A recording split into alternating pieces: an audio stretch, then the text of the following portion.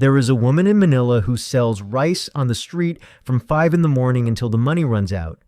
Most days, that is around noon. She earns roughly $3. Every day without fail, she puts aside a small portion of rice for the stray dogs that live near her cart. She has been doing this for 11 years. She cannot always afford her own lunch. The dogs have never missed one.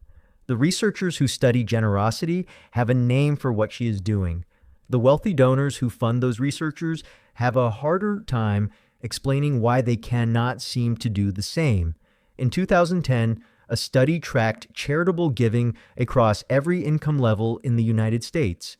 The poorest households, those earning under $20,000 a year, gave an average of 4.5% of their income to others. The wealthiest, those earning over $100,000, gave 2.8%. Every researcher involved expected the opposite result. The data disagreed politely and consistently.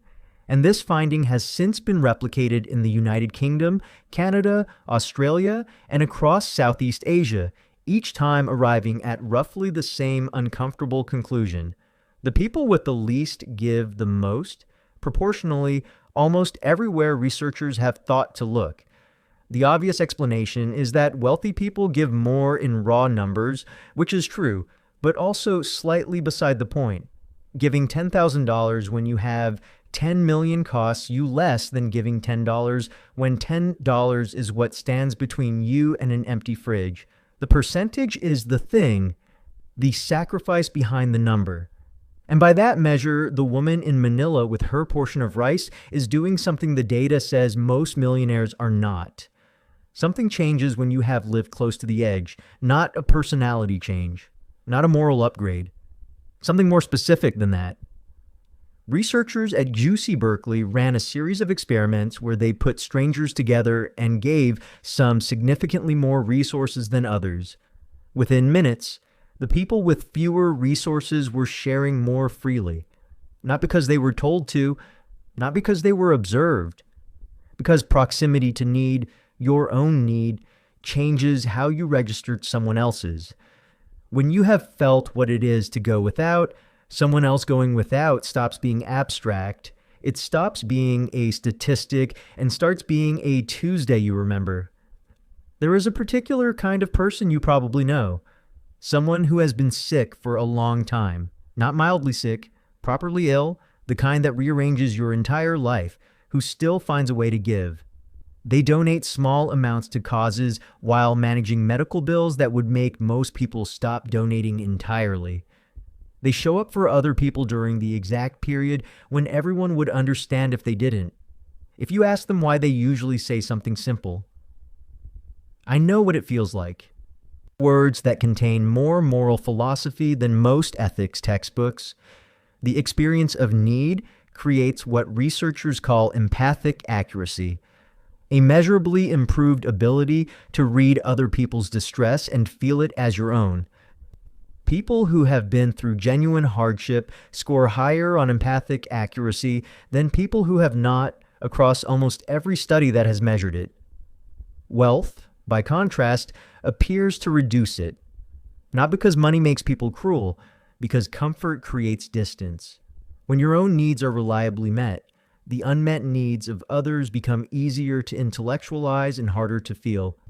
You can care about poverty as a concept while never quite feeling the specific weight of it. And feeling, it turns out, is most of what drives generosity. This is where the stray animals become interesting.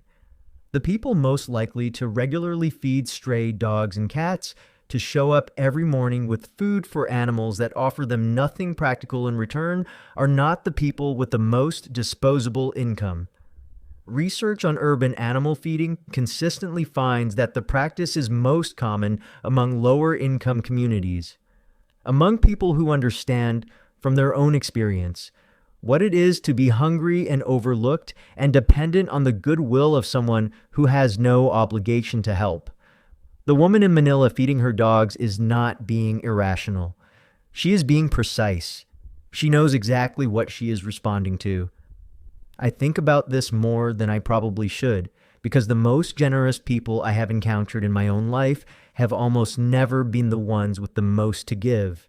They have been people operating from a different calculation entirely, one where giving is not a surplus activity you do after your needs are satisfied, but something closer to a reflex shaped by having needed it yourself.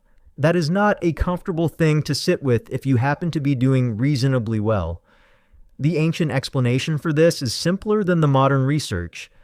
For most of human history, generosity was survival insurance. You shared today because tomorrow you might be the one with nothing. And the only thing standing between you and disaster was whether you had built the kind of community that shares back. People close to that reality still feel it in a way that people insulated from it simply do not. The insurance is no longer necessary in the same way, but the people who still need it are still practicing it. What the data cannot fully capture is what it costs. The $3 and the portion of rice, the blanket given to strangers on a flooding night, the $5 put in a collection box by someone who checked their bank balance that morning and decided to do it anyway. These are not the largest acts of generosity in the world by any measure that a spreadsheet can produce, but they might be the most generous, if generous means something about the ratio between what you gave and what you had. The woman in Manila will be back at her cart tomorrow at 5 in the morning. The dogs will be waiting. She will set aside her portion before she sells the first plate. Not because she can afford to, because she has never confused being able to afford something with knowing that it matters.